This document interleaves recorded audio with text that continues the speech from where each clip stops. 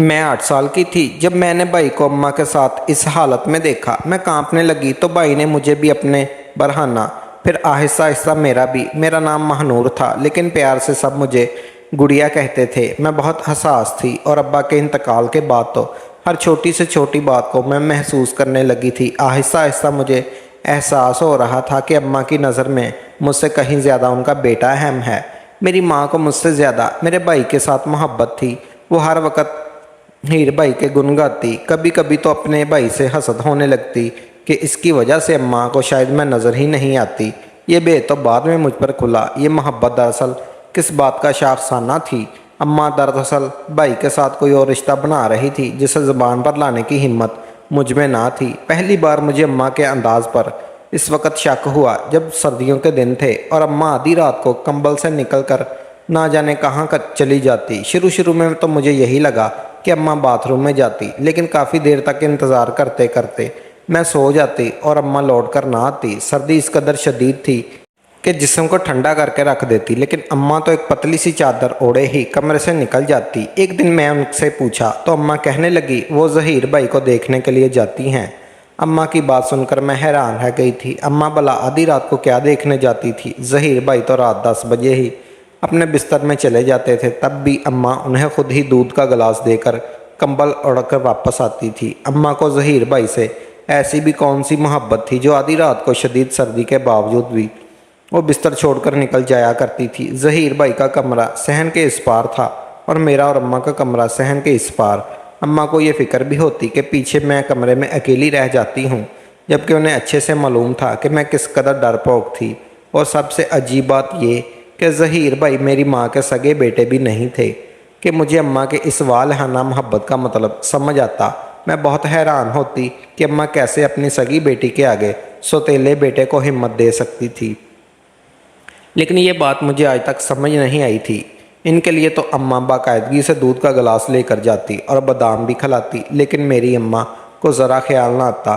अम्मा कितनी थकी हुई क्यों ना होती, लेकिन ज़हीर भाई की एक फरमाइश की खातर घंटा बावर्ची खाने में खड़ी रह जाती और जब तक ज़हीर भाई के मुंह से निकली हर बात पूरी ना कर देती अम्मा को चैन नहीं आता था। ज़हीर भाई के लिए अम्मा की आंखों में एक अजीब सी मोहब्बत थी। इतना बेकरार तो कोई सगी माँ भी नहीं होती थी जितना मेरी माँ ज़हीर भाई के लिए बेकरार रहती थी। वो कॉलेज गया, अम्मा सारा दिन यहाँ से वहाँ चक्कर काटती रहती और उसकी वापसी का इंतज़ार करती रहती। उसकी खैरियत के लिए दुआएं मांगती। उसके वापस आते ही अम्मा उसके पीछे पीछे उसके कमरे में चली जाती और मुझे सख्ती से ताकीद करती कि मैं अम्मा के पीछे ना आऊँ। जब तक ज़हीर भाई घर में होता अम्मा की नज़र में बस वही समाया रहता। इसके पहनने के कपड़े अम्मा के हाथ से निकाल कर देती जैसे वो कोई नासमझ बच्चा हो। अम्मा को इससे इतनी मोहब्बत क्यों थी? बस यही सवाल मेरे दिमाग में गूंजने लगा था। मैं अम्मा का खून थी, लेकिन शायद अम्मा बेटे की कशिश के पीछे पागल हो गई थी। ज़हीर भाई मुझसे बहुत मोहब्बत करते थे। घर में दाखिल होते ही सबसे पहले मेरे पास आते और हमेशा मेरे लिए चॉकलेट लेकर आते और मोहब्बत से कहते कि गुड़िया जाओ और अपने कमरे में जाकर आराम से चॉकलेट खाओ। मैं भी कम उम्र थी, चॉकलेट देकर खुशी से फूले ना समाती और पूरा ही कमरा में भागती और अम्मा के साथ अकेले बैठे रह जाते। ना जाने वो दोनों आपस में क्या बातें करते थे कि मुझे देखते ही दोनों की ज़बान पर ताला लग जाता। बस मुझे इतना ही समझ आता कि अम्मा ज़हीर भाई से ज़बरदस्ती कुछ करवाना चाहती हैं और ज़हीर भाई अम्मा की बात पर खुश नहीं थे, लेकिन वो अम्मा का बहुत एहतराम करते थे। शायद इसलिए अम्मा को रोक नहीं पा रहे थे। अक्सर ही मैं उनकी ज़बान से इनकार के अल्फाज सुनती थी। मैं भी पूरी बात सुन ही ना पाई थी, क्योंकि अम्मा हमेशा ज़हीर भाई की इस कदर करीब होकर बैठ गई कि कुछ भी सुनाई ना देता। एक दिन मैं ऐसे ही खेलते खेलते ज़हीर भाई के कमरे में चली गई। अम्मा ज़हीर भाई का हाथ पकड़कर बैठी हुई थी और उनसे कह रही थी कि बस तुम ही मेरा सहारा हो, मेरी ख्वाहिश पूरी कर दो, इनकार ना करना, मैं मज़ीद तड़पना नहीं चाहती। अम्मा के लहजे में अजीब सी तड़प थी। अम्मा किस ख्वाहिश का इजहार कर रही थी और किस तड़प की बात कर रही थी? ज़हीर भाई और अम्मा के दरमियान क्या बात हो रही थी? काफ़ी देर तक सोचने के बाद मुझे कुछ समझ ना आया। मैं कम उम्र थी, इसलिए थोड़ी देर में ही हर बात भूलकर दोबारा खेल में मगन हो गई थी। अब तो अक्सर ऐसा ही होने लगा कि अम्मा और ज़हीर भाई एक साथ बैठे कुछ बातें करते रहते और जैसे ही मैं उनके करीब जाती अम्मा मुझे वापस जाने का कहती। ज़हीर भाई जब भी अम्मा को किसी न किसी काम से घर से बाहर लेकर जाते, मेरे असरार के बावजूद भी अम्मा मुझे अपने साथ नहीं ले जाती थी। वो दोनों मिलकर ज़माने भर की सैर करके आते और मैं घर में तन्हा ही रह जाती। मुझे भी घूमने फिरने का बड़ा शौक़ था, लेकिन अब्बा के इंतकाल के बाद ये शौक़ बस शौक़ ही रह गया। ज़हीर भाई का रवैया मेरे साथ बहुत ही अच्छा था, लेकिन अम्मा के रवैये की वजह से मुझे वो बुरे लगने लगे थे। मैं जब भी अम्मा को उनके साथ देखती तो मुझे जलन का एहसास होता।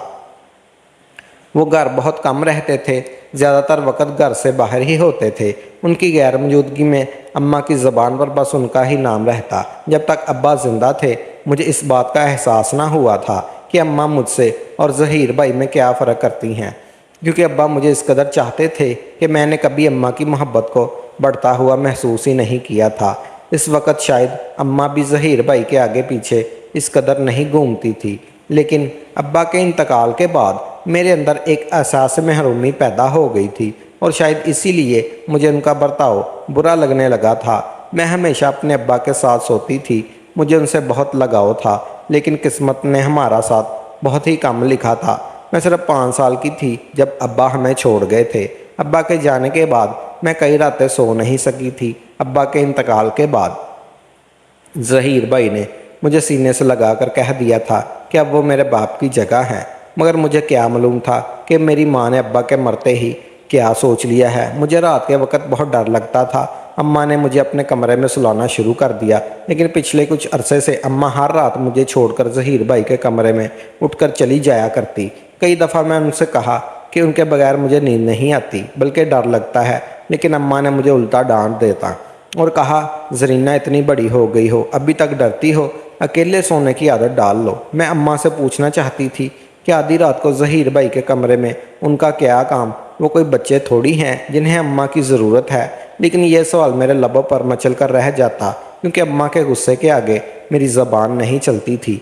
एक दिन मैंने अम्मा को ज़बरदस्ती रोकने की कोशिश की तो कहने लगी कि वो ज़हीर को देखने जाती हैं कि वो ठीक से सो रहा है या नहीं, और थोड़ी देर में ही वापस आ जाऊंगी। इस रात मैं कई घंटों तक जाकर अम्मा का इंतज़ार करती रही, लेकिन अम्मा तो लौटकर वापस ना आई।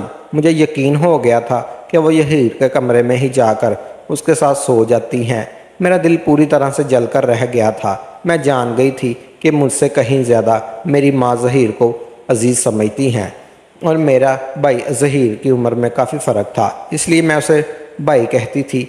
वो 19 साल का एक जवान लड़का था और मैं अभी सिर्फ 8 साल की थी। मेरी अम्मा शादी के कई साल बाद भी औलाद की नेमत से महरूम थी, इसलिए अब्बा ने अपने रिश्तेदार से ज़हीर भाई को गोद ले लिया था। ज़हीर भाई सिर्फ 2 साल के थे जब वो हमारे घर आए थे। अम्मा ने बहुत मोहब्बत से उन्हें पाल पोस कर बड़ा किया था, और जब ज़हीर भाई 11 साल के हो गए तब अम्मा को अल्लाह ने खुशखबरी से नवाजा था। लेकिन अम्मा के दिल में ज़हीर भाई की मोहब्बत कम ना हुई, बल्कि हर गुज़रते दिन के साथ उनकी मोहब्बत बढ़ती ही चली गई। और अब्बा इंतकाल के बाद अम्मा के हर वक्त ज़हीर भाई के इर्द गिर्द ही रहने लगी। अम्मा बहुत ही हसीन थी और अपनी उम्र से बहुत जवान नज़र आती थी। हर किसी ने ही अम्मा को मशवरा दिया कि वो दूसरी शादी कर ले, लेकिन अम्मा सबको मुस्कुराकर सिर्फ यही कहती कि ज़हीर उनके साथ है, उन्हें शादी करने की कोई ज़रूरत नहीं। अब्बा के इंतकाल को 2 साल हो चुके थे और इन 2 सालों में अम्मा ने ज़हीर भाई के सर आँखों पर बिठा लिया था। वो पहले से कहीं ज़्यादा ज़हीर भाई की खिदमत में मसरूफ़ हो गई थी, और अब तो ऐसा लगता था, ऐसा नहीं मेरा वजूद भी नज़र आता था। शाम को मैं खेलने के लिए गली में निकलती तो गली की औरतें मुझसे अजीब अजीब तरह के सवाल करती। कोई मुझसे पूछती कि तुम्हारी अम्मा ज़हीर के साथ कहाँ घूमती फिरती है, तो कोई कहती कि तुम्हारी माँ तुम्हारे बाप के मरने के बाद मज़ीद जवान हो गई है।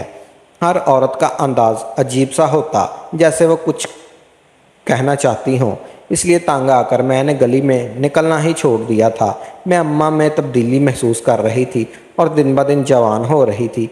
ऐसा लगता था कि ज़माने की हो अम्मा को छू भी नहीं गुजरी थी। अब्बा के इंतकाल से पहले अम्मा मोटी थी, लेकिन अब तो अम्मा बिल्कुल दुबली पतली किसी फिल्म की हीरोइन की तरह हो गई थी, और अम्मा ने अपने बाल भी कटवा लिए थे, जो कि पहले बहुत लंबे और स्याह थे।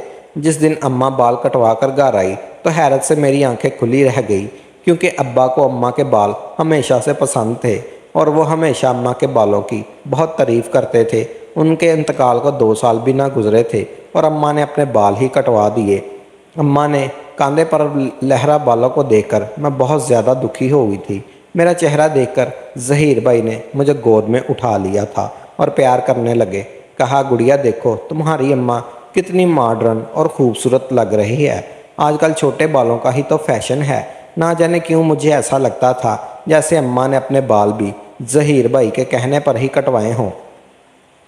ویسے بھی وہ گھر پر ظہیر بھائی کے ساتھ ہی جاتی تھی۔ یقیناً یہ انہی کا مشورہ تھا جو اماں نے اس بات کا بھی خیال نہیں کیا کہ ان کے یہ بال ان کے مرحوم شوہر کو بہت پسند تھے۔ یقین ہو گیا تھا کہ یہ سب ظہیر بھائی کے کہنے پر ہی ہوا ہے۔ اماں کے ان کی بات کو ٹال نہیں سکتی تھی۔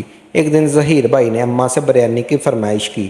اماں کی طبیعت بہت خراب تھی، لیکن اماں نے سب کچھ چھوڑ چھاڑ کر باورچی خانہ سنبھال کر لیا اور مجھے بھی اپنے ساتھ ہی لگا لیا۔ اور میرے اگلے دن امتحان تھا اور مجھے شدید غصہ آ رہا تھا۔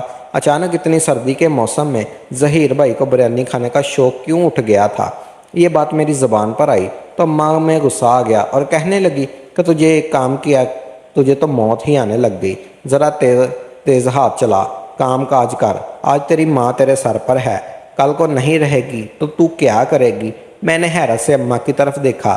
میں نے ایسا کچھ نہیں کہا تھا کہ اماں اتنا غصہ آ جائے، لیکن پھر مجھے سمجھ آ گئی کہ اماں کو اتنا غصہ ظہیر بھائی کی وجہ سے آیا کیونکہ میں نے ان کے کام کے لیے منع کیا ہے۔ میں خاموشی سے اماں کا ہاتھ بٹانے لگی تھی۔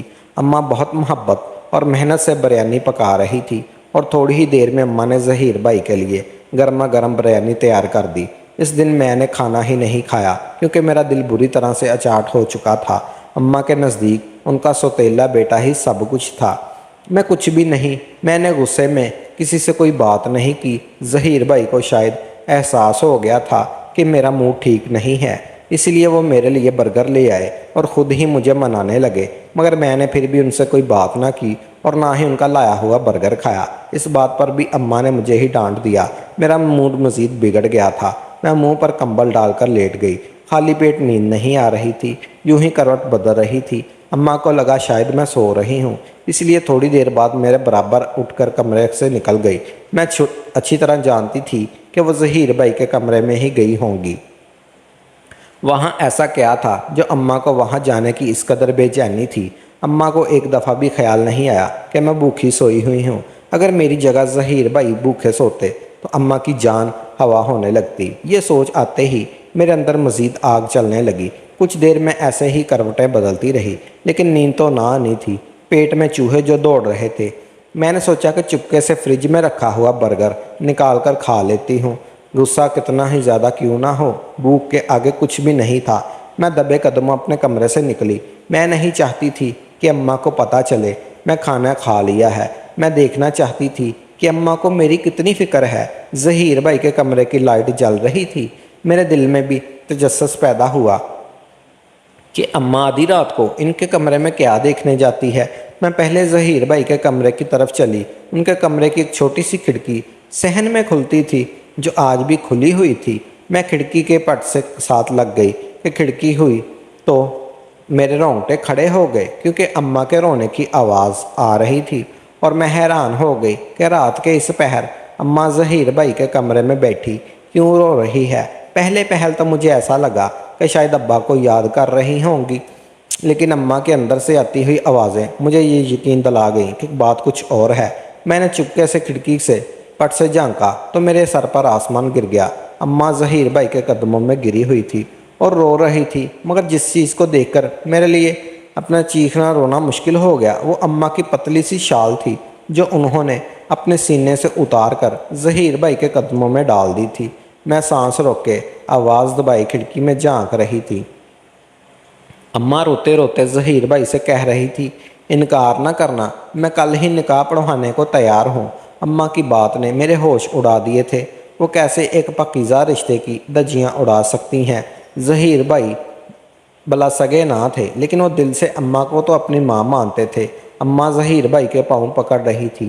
دیکھ میں تیرے آگے ہاتھ جوڑتی ہوں، میری خاطر تو اس رشتے کو قبول کر لے۔ ظہیر بھائی سر جھکائے بیٹھے تھے اور اماں سے کہہ رہے تھے کہ میرے لیے یہ بہت مشکل ہے، لیکن میں جانتا ہوں جب تک میں ہاں نہیں کروں گا آپ کو سکون نہیں آئے گا۔ ظہیر بھائی نے اماں کو دونوں ہاتھوں سے پکڑ کر اٹھایا اور اپنے سینے سے لگا لیا، اور اس کے آگے نہ میں کچھ دیکھ سکتی تھی اور نہ ہی سن سکتی تھی۔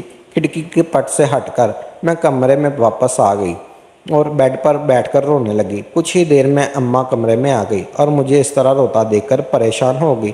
میں نے اماں سے کہا، آپ دوسری شادی کیسے کر سکتی ہیں، اور وہ بھی ظہیر بھائی سے؟ تو وہ آپ کے بیٹے ہیں۔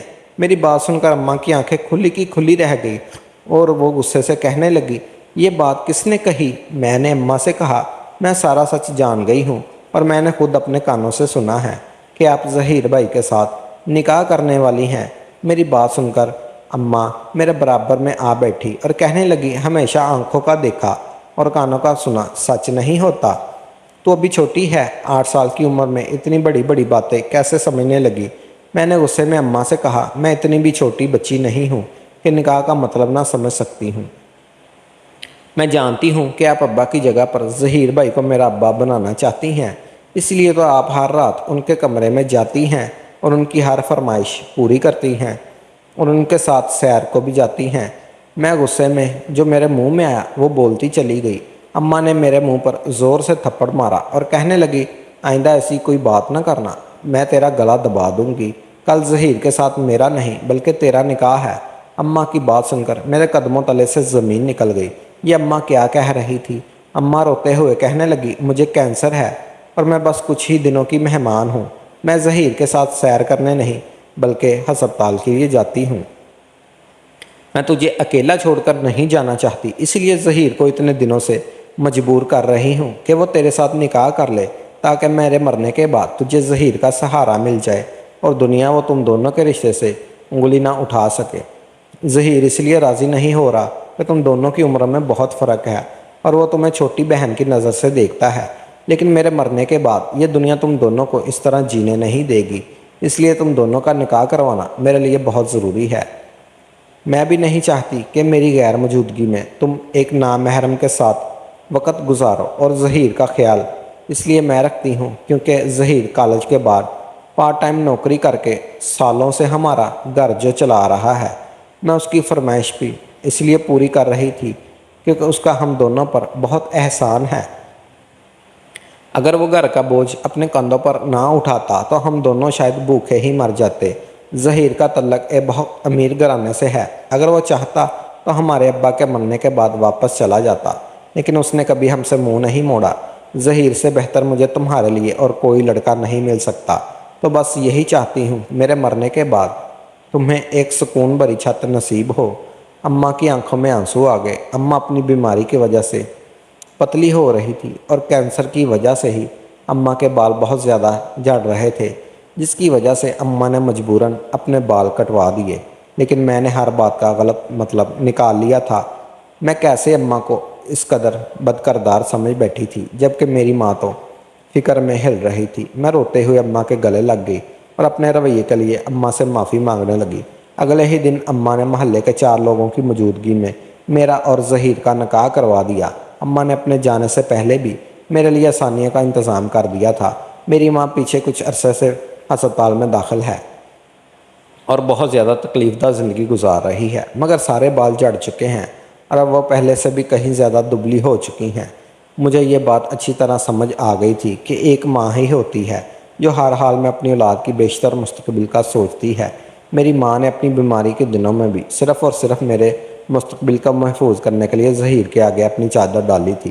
میری سب سننے والوں سے گزارش ہے کہ وہ میری ماں کی صحت کے لیے دعا کریں اور ساتھ ہی ساتھ اس بات کو بھی اچھی طرح جان لیں کہ کوئی بھی ماں کسی بھی حالت میں صرف اور صرف اپنی اولاد کی ہی بھلائی چاہتی ہے۔ اگر آج کی ویڈیو آپ کو پسند آئی ہو تو لائک اور شیئر ضرور کیجیے گا، اور اگر ہاں آپ نے ابھی تک ہمارا چینل سبسکرائب نہیں کیا تو ضرور سبسکرائب کریں۔ شکریہ۔